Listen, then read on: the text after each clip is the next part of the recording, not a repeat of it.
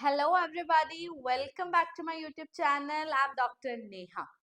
As you must have guessed from the very thumbnail of the video that today I am going to talk about the four famous Johns of our English literature.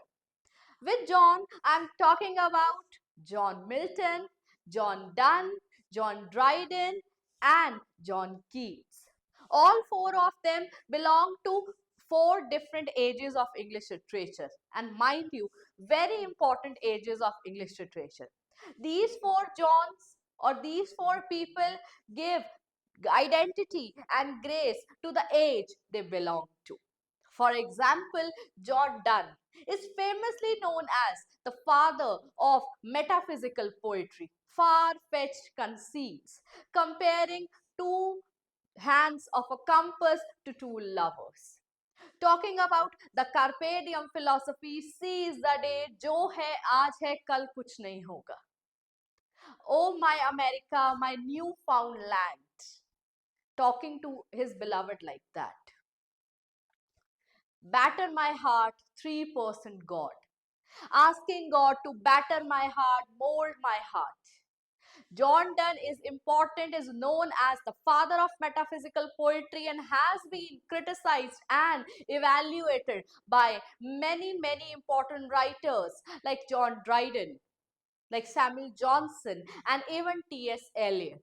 They had their own opinion about the metaphysical school of poetry, and that is very important. Their evaluations of the metaphysical school of poetry. Then we have John Milton. He is indeed the most representative writer of the Puritan age. The tumultuous period that was going on in the 17th century England, the Jacobean age, Caroline age, Restoration, gunpowder plot, so many things are there in 17th century, making it more green, making it more diverse of a age. And John Milton wrote during this tumultuous age where the king was beheaded, theaters were closed, whatever be thoughts that were present during the Renaissance age were now being challenged. There was no free flow of expression even on the parts of writer. A need was felt to purify the religion. That is why it is known as the Puritan age. And John Milton, to our surprise, becomes the most representative writer of the Puritan age. आपको subject knowledge test में भी बैठने के लिए इस तरीके की knowledge होना बहुत जरूरी है. अगर हम हाल फिलहाल में हुए HPSC असिस्टेंट प्रोफेसर का एग्जाम देखते हैं तो कंपेयर एंड कंट्रास्टिव क्वेश्चन आए थे. The question was not asked from the perspective of one writer as a representative of one age or movement, but rather questions were asked by clubbing together 2 to 3 writers. जल्दी ही HPSC PGT का जो subject knowledge test है उसकी preparation जो student start कर चुके हैं उन्हें हेल्प करने के लिए हम वीडियोस अपलोड करेंगे ताकि वो समझ सके किस तरीके के पर्सपेक्टिव से उन्होंने पढ़ना है और फिर आंसर लिखना है और आंसर को स्ट्रक्चर करना है. तो उससे भी हम अब जल्दी ही टेकअप करने वाले हैं. बट ये वीडियो यूजफुल है आने वाले LT ग्रेड के लिए, आने वाले NTA नेट एग्जाम के लिए और KVS और NVS एग्जाम के लिए, क्योंकि हमने उन राइटर्स को टेकअप किया है जो ना केवल इंपॉर्टेंट है बट मोस्ट आस्क्ड राइटर्स है और जिनमें से डेफिनेटली क्वेश्चन आना है. PYQ के तरीके से हम इनको रिवाइज करने वाले हैं. John Donne, John Milton, John Dryden and John Keats. John Dryden एक इंपॉर्टेंट सटायरिस्ट पोएट है. फेमस पोएट्रीज हैं MacFlecknoe, Absalom and Achitophel. John Dryden एक डिप्लोमैट है. जब किंग का रूल था तो ही फेवर्ड किंग, जब पार्लियामेंट का रूल आया he favoured parliament. He switched sides according to the need of the time. Then we have John Keats, the lover of nature, Ode to Nightingale, Ode to Grecian Urn. उनकी odes बहुत ज़्यादा important हैं, लेकिन साथ में एक चीज important है उनका कॉन्सेप्ट ऑफ नेगेटिव कैपेबिलिटी. जब हम अनसर्टेनिटी की सिचुएशन को, होपलेसनेस की सिचुएशन को एक्सेप्ट कर लेते हैं, तो हमारी नेगेटिव कैपेबिलिटी है. And negative capability is not negative in every sense of the word. It is the power to stay in uncertainty and power to accept those uncertainties. Now let us start our PYQ practice of all these four Johns. हमारे Johns कौन कौन है मैंने बता दिया है. John Donne, John Milton, John Dryden and John Keats. NT NET के लिए इंपॉर्टेंट है, एलटी ग्रेड के लिए इंपॉर्टेंट है, और एनवीएस केवीएस के लिए भी ये एक्सक्लूसिवली वीडियो रिकॉर्ड किया जा रहा है. Let us start with our very first question, that is, which of the following poems contains John Donne's famous conceit bringing a parallel between lovers and the hands of a compass? दिसंबर 2021 का ये question है. John done की जो poetry है वो metaphysical होती है. Metaphysical poetry की नॉलेज भी आपको होना बहुत जरूरी है. मेटाफिजिकल पोएट्री होती है जब पोएट्री में फार फेच्ड कंसीट्स यूज किए जाते हैं और उसके साथ साथ कार्पेडियम की फिलॉसफी होती है. कोई रिलेशन नहीं है टू थिंग्स का आपस में. कंपस का और लवर्स का क्या रिलेशन है आपस में, but they are being brought together and compared. The situation is compared that the centre is same and they rotate at one path only. They rotate behind each other only. तो ये line John Donne metaphysical poetry के father हैं, बहुत important writer हैं, उनकी poetries बहुत ज्यादा important है. तो ये जो वर्क है, ये जो हमारा लाइन्स है, ये जो हमारा कॉन्सेप्ट है कंपस वाला, ये लिया गया है अ वैलिडिक्शन फॉरबिडिंग मॉर्निंग से. याद रखिएगा, इनमें से कोटेशंस भी पूछी जाती हैं, आइडियाज भी पूछे जाते हैं. जॉन डन के साथ अदर राइटर्स भी बहुत इंपॉर्टेंट है, जिसमें हमारे एंड्रयू मार्वल आते हैं. Times wing far behind my years I could hear times wing chariot hurrying near. NTA net के स्टूडेंट्स उठ जाइए, टाइम थोड़ा रह गया है. आपका एग्जाम जनवरी की फर्स्ट वीक में होने वाला है.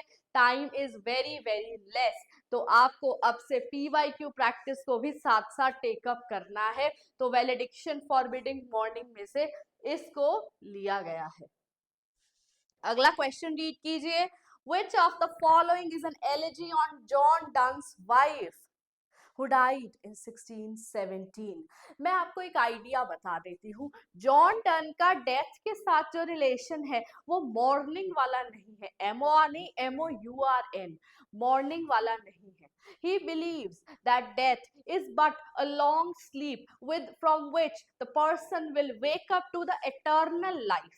Such is his ideology of death. And उनकी जो पोएम है डेथ बी नॉट प्राउड, बहुत रिप्रेजेंटेटिव पोएम है. उनकी आइडियोलॉजी दिखाती है जिसमें पता चलता है that he is saying, he is asking and he is challenging the idea of death.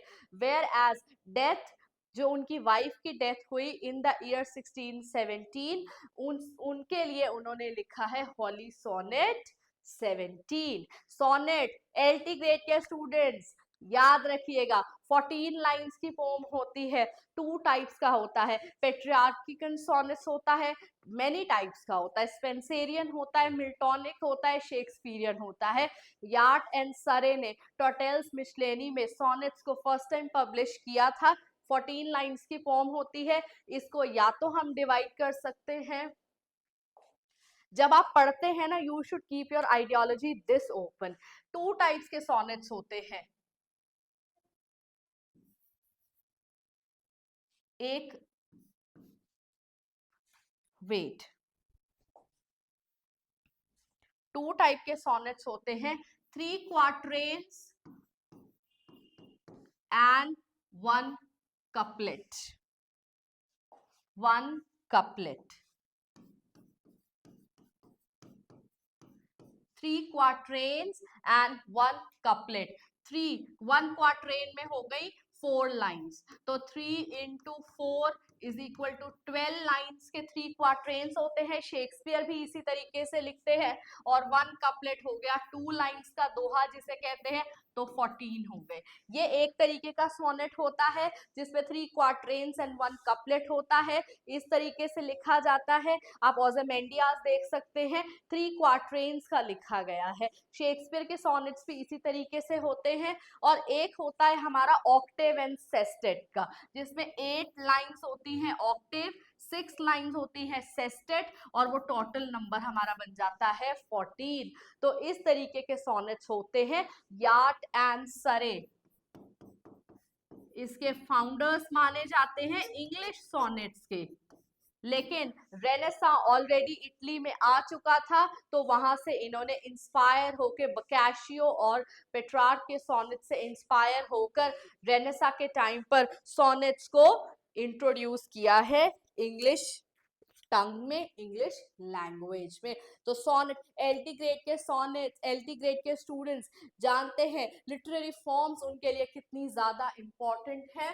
तो विद दैट हम अपने नेक्स्ट क्वेश्चन पर आते हैं, जो कि है, यस, मैंने बोला था, O my dash my new found land complete these lines. अब एक चीज और सुन लीजिए, जब जॉन डन लिख रहे थे अपनी पोएट्री, तो उस दौरान क्या था, ब्रिटेन वर्ल्ड पावर बन रहा था, कॉलोनाइजेशन स्टार्ट हो रहा था। तो जॉन डन की पोएट्री में कहीं ना कहीं हमें कॉलोनाइजेशन की थीम भी देखने को मिलती है। Comparing the body of the beloved to a new found land किस तरफ हिंट करता है, कॉलोनाइजेशन की तरफ हिंट करता है। क्योंकि मेटाफिजिकल पोएट्स कब आए हैं, जब after the death of queen Elizabeth Jacobian as में आए हैं। तो क्वीन एलिजाबेथ के टाइम पर ये excursion, adventure, colonisation, Spanish Armada को, फ्लीट को खत्म कर देना, ये सब हो रहा था। And as a result of which जो मेटाफिजिकल फार फेच कंसीट्स अगर आप देखें तो कॉलोनाइजेशन देखने को मिलता है।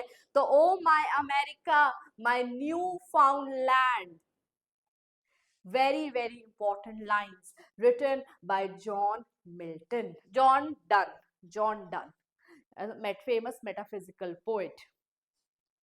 Which poem by John Donne begins with the line no man is an island? मैंने जान करके quotations वाले question को ज्यादा preference दी है ताकि हम आपको concept clarity दे सके। ये famous poems है इनकी, और ये लिया गया है meditation में से। No man is an island, far fetched conceit दिखाता है।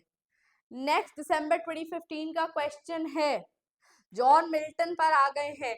जॉन मिल्टन बहुत इंपॉर्टेंट राइटर है, जिन्होंने पेस्टोरल एलेजीज लिखी हैं, जिन्होंने बहुत अर्ली स्टेजेस पर लिखना स्टार्ट किया है। उनके मास्क्स लाइक कॉमर्स, उनकी octosyllabic brother sister poems, L'Allegro and Penseroso बहुत ज्यादा इंपॉर्टेंट है। एरोपेगेटिका उनका एक पेम्फलेट है, प्रोस पेम्फलेट है। उसके बाद we have his most important Paradise Lost, Paradise Regained, Samson Agonistes. Paradise Regained and Samson Agonist एक साथ पब्लिश हुए हैं। लिसिडस उनकी पेस्टोरल एलेजी है, जो उन्होंने अपने फ्रेंड एडवर्ड किंग की डेथ पर लिखा था। और he is famously known as the Lady of the Christ because he was so white in color and so gentle in demeanor. John Milton turned blind really at very young age, and because of his excessive learning and reading, at that time electricity का इतना ज़्यादा use नहीं होता था, इतना ज्यादा openly available नहीं था। तो under the candle light, under the light of lantern people use to study, and John Milton was definitely a bibliophile. He loved books very much. He spent time reading.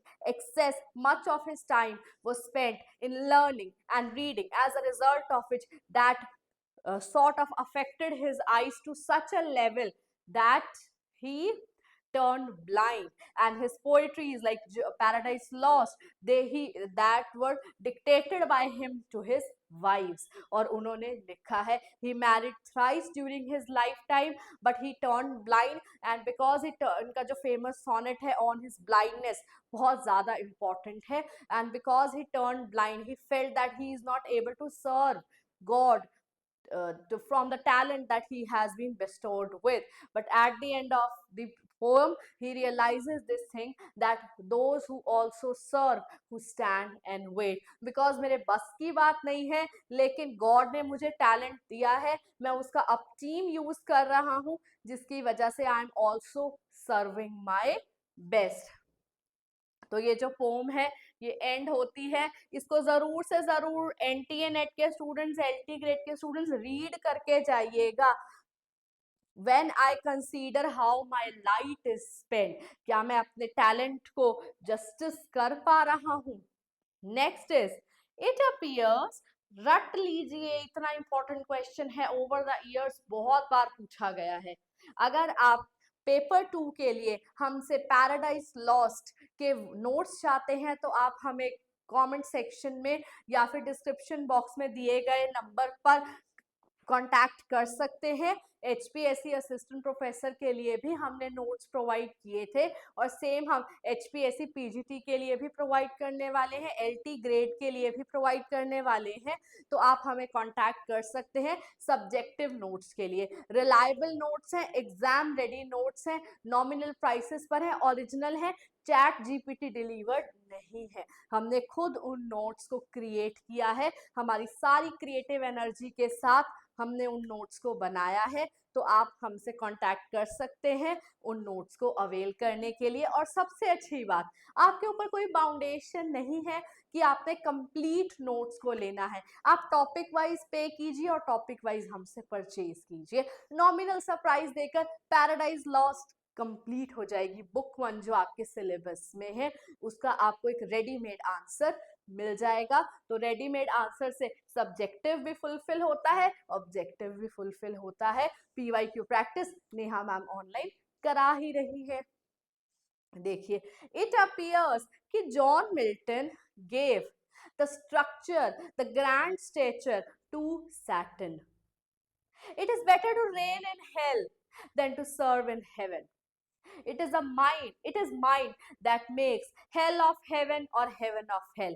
ऐसे learn करनी है quotation subjective paper के लिए. अब John Milton, William Blake, हाँ जी पहले बता देती हूँ, विलियम ब्लेक इसका आंसर है. William Blake after reading and analysing the paradise lost book 1 bye John Milton came up to this point. What point? That Milton is of devil's party.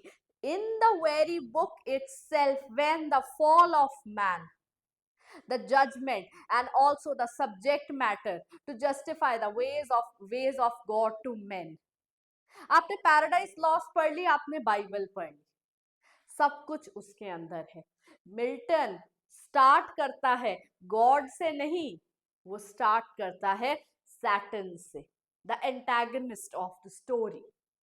हमारे यहाँ मनु है हिंदू कल्चर में, वहां एडम एंड ईव है. Adam and ewe का temptation बहुत important है. Muses को जो रिक्वेस्ट कर रहे हैं हेल्प करने के लिए वो भी बहुत इंपॉर्टेंट है, because he is going to take up a very grand topic. तो विलियम ब्लेक ने सैटर्न का ग्रैंड स्ट्रक्चर बुक 1 में देखते हुए कहा कि John Milton belongs to devil's party, because he has described Saturn in such a way. Isn't it important that it is mind that makes hell of a heaven or heaven of hell? अरे God को सर्व करने से अच्छा है मैं hello का राजा बन जाऊं.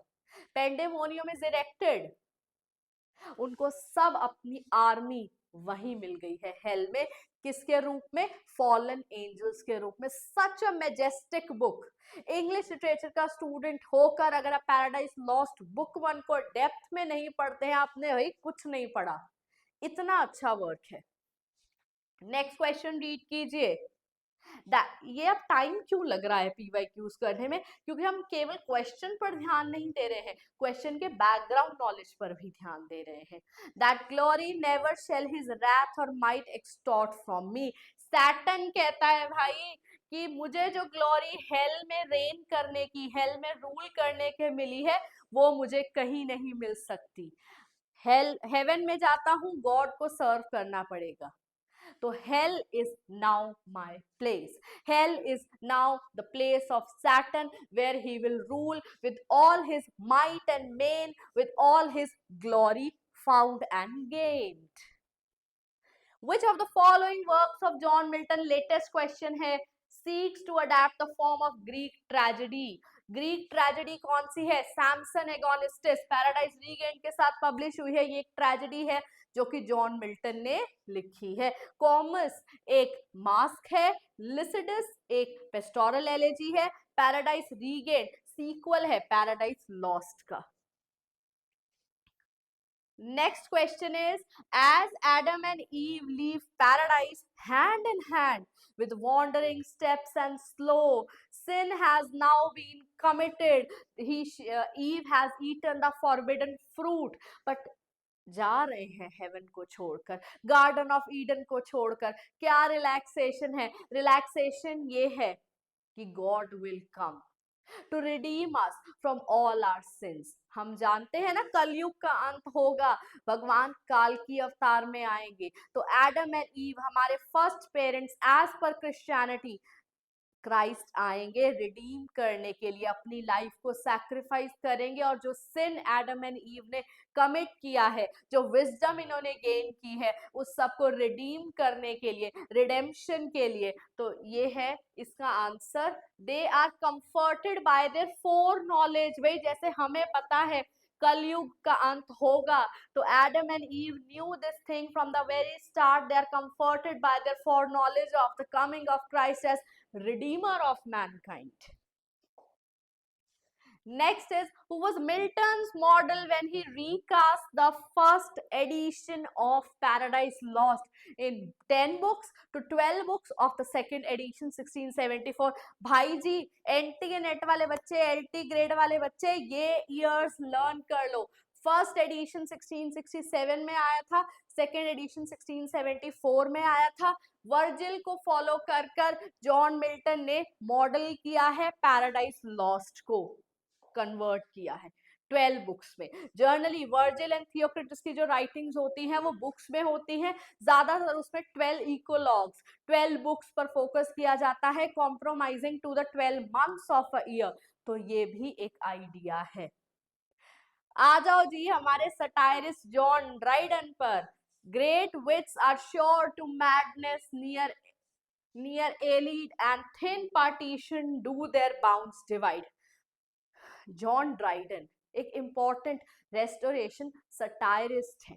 उनकी जो पोएट्री है वो सटायरिक है। मैकफ्लेक्नो, एप्सिलॉम एंड अकीटोफेल, थॉमस शैडवेल को ज्यादा पसंद नहीं करते थे जॉन ड्राइडन, क्योंकि जॉन ड्राइडन की जो पोम है मैकफ्लेक्नो रिप्लाई है थॉमस शैडवेल की पोम का। और ये जो वॉर ऑफ बुक्स चल रही है, the medal of John Bayes, the medal MacFlecknoe, इस तरीके से ये war of books, war of knowledge, war of words चल रहा है। अब आप कहोगे कि नेहा मैम जॉन ड्राइडन के कौन से वर्क्स इंपॉर्टेंट है? जॉन ड्राइडन एक ऐसे राइटर है जिनके सब वर्क्स इंपॉर्टेंट हैं। हमने उन्हीं जॉन्स को टेकअप किया। जाने को हम नेहा मैम जॉन गोवर भी ले सकती थी, बट नहीं लिया। जॉन ड्राइडन, एप्सिलॉम एंड अकीटोफेल, बहुत इंपॉर्टेंट स्टोरी है। एप्सिलॉम किसको रिप्रेजेंट करता है, कीटोफेल किसको करता है। मैकफ्लेक्नो में मैकफ्लेक्नो कौन है और उसका सक्सेसर थ्रोन टू डलनेस कौन बनने वाला है? थॉमस शैडवेल बनने वाला है। तो great wits are sure to madness, near elite and thin partitions do their bounds divide. Take 2 minutes and answer this very question. Great wits are sure to madness. The following lines are taken from Absalom and Achitophel. बिना पढ़े मत जाना John Dryden की मैकफ्लेक्नो और एप्सिलॉम and Achitophel के representative characters. Mock heroic है, this is mock poem, but हमारी MacFlecknoe जो है वो मॉक हीरोइक है, जिस पर हमारा नेक्स्ट क्वेश्चन है। मॉक हीरोइक है। The topic, the background, the length is heroic, but tone is mock heroic epic है। epical in length, heroic topic है, heroic वर्ड्स का यूज किया गया है, बट राजा उत्तराधिकारी किसका बनाना चाहता है? थ्रोन टू डलनेस का। किसको बनाना चाहता है? थॉमस शैडवेल को।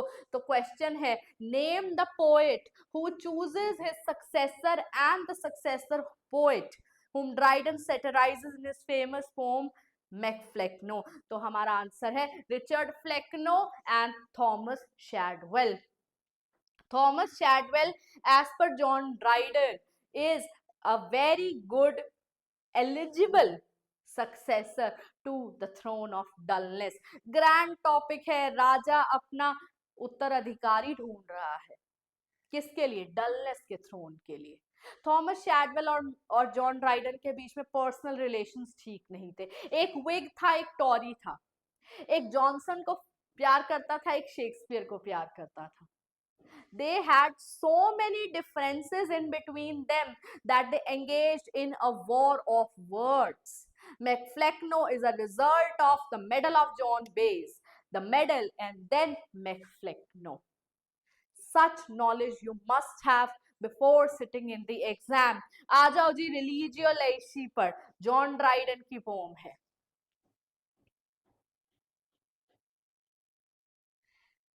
Which among the following is true about religio laici? सबसे पहली बात ठीक है, layman's faith। ये भी ठीक है, John Dryden wrote religio laici। Religio laici strongly criticized the Anglican Church? No. It was published in 1690? No. It was a philosophical religious prose treatise? No. The answer is A and C। Very important question बार बार आ चुका है, जून 2023 का question उठाया है मैंने। आ जाइए जी अब अपने रोमांटिक पोएट जॉन कीट्स पर। John Keats is the lover of nature. Romantic age पर फुल फ्लेज। हाँ, एक इंफॉर्मेशन के लिए मैं आप लोगों के लिए बता देती हूँ, 17th सेंचुरी पर कंप्लीट हमारे YouTube चैनल पर वीडियो अवेलेबल है। We start from the Jacobean and we go up till the restoration. उनके ऑथर्स, उनका बैकग्राउंड। आप सब्जेक्ट नॉलेज वाले बच्चे, सब्जेक्ट नॉलेज टेस्ट वाले बच्चे, सोशल पॉलिटिकल बैकग्राउंड की नॉलेज के बिना आप डाटा एक्यूमुलेट नहीं कर सकते हैं। Do view that video. आपके अप्रोक्सीमेटली 1 आवर में कंप्लीट एज हो जाएगी। 17th सेंचुरी एक डायनामिक एज है, हर चीज को हमने टच अपॉन किया है। गन पाउडर प्लॉट को जॉन ड्राइडन हमने कंप्लीट करा रखा है, जॉन मिल्टन हमने कंप्लीट करा रखा है। तो बोनस है आपके लिए, हमारे चैनल पर आपको well in detail latest videos मिल जाएंगी क्रोनोलॉजिकली। तो कहीं से भी आपको मुश्किल नहीं आएगी एक बैकग्राउंड नॉलेज समझने के लिए। अगला क्वेश्चन है, कीट्स की ये जो पोम है La Belle Dame sans Merci sans Merci combines two poetic forms. वो फॉर्म्स कौन से हैं? वो है 1 and 3, लिरिक एंड बैलेट। ये एक लिरिक है और साथ साथ एक बैले है। अब लिरिक एंड बैले समझ जाइएगा, बैले जो होते हैं वो कंट्री साइड में परफॉर्म किए जाते हैं। रोमांटिक एज के सेकेंड जनरेशन रोमांटिक के राइटर हैं जॉन कीट्स, जिन्होंने नेगेटिव कैपेबिलिटी का कॉन्सेप्ट दिया है।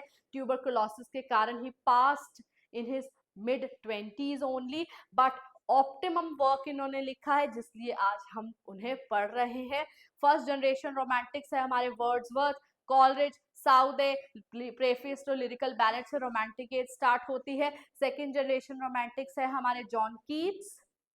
कौन से? उसके बाद John Keats, Lord Byron, PB Shelley. बहुत इंपॉर्टेंट है, Julian and Maddalo. Byron and Shelley की जो कॉन्वर्सेशनल पोम है बहुत इंपॉर्टेंट है।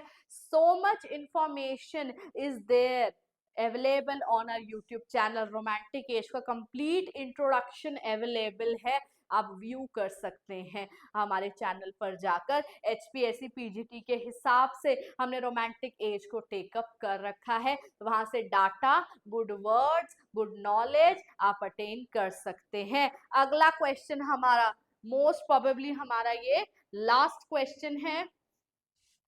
Who among the following was not associated with Lake School of Poetry? Lake School of Poetry के participants हैं William Wordsworth, ST. Coleridge and Robert Southey. अब हमें Coleridge भी दिख रहा है, साउदे भी दिख रहा है, वर्ड्सवर्थ भी दिख रहा है. विलियम ब्लेक एक प्री रोमांटिक पोएट है. Songs of Innocence, Songs of Experience, Marriage of Hell and Heaven, इस तरीके के राइटर हैं ये. लेकिन full fledge romantic age lake school of poetry start होता है. स्कूल्स बड़े इंपॉर्टेंट है, प्री रेफेलाइट इंपॉर्टेंट है विक्टोरियन एज का. फ्लैशली स्कूल ऑफ पोएट्री बोला गया है. प्री रेफेलाइट ब्रदरहुड को इंपॉर्टेंट है. ब्लूम्सबरी इंपॉर्टेंट है. मेटाफिजिकल इंपॉर्टेंट है. जो मोटे मोटे रिप्रेजेंटेटिव चीजें हैं उन्हें भूलिएगा मत. With that, I come to the end of this video, but not to the end of this series. This is Dr. Neha wishing you all the very best as all my students prepare for LT grade, NTNet, NVS, KVS. Have a nice day.